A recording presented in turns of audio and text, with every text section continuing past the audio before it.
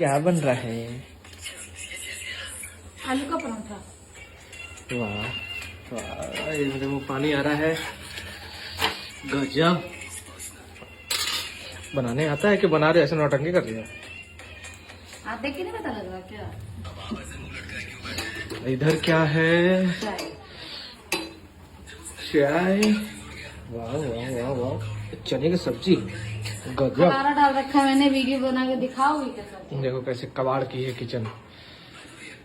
हद है, हद है। क्या कबाड़ मचा कर रखा हुआ है। अच्छा खाना महंगे बना मैंने, बाद में साफ कर देने क्या करी वो लगा था। तो भाई जिसे जिसे आलू को पराठा खाना है मेरे पास मत आना। मस्त है। Bye bye. तो बना रही, मैं भी चला खाना, मुझे लगा भूख। ठंडी में आलू का पराठा और चाय कि जोड़ा नहीं किया, मतलब इतना ठंडी पड़ा था तो मैंने चाय और आलू का पराठा बना लिया। हैवी के हैवी, अच्छा के अच्छा, पौष्टिक के पौष्टिक आहार। मेरा मन कर गया खाने के लिए भैया, मैं चला खाने के लिए। पोत ये क्या है? देसी घी। यो, मैं तो मेरा मन कर रहा है। बाय बाय, मैं चला खाने।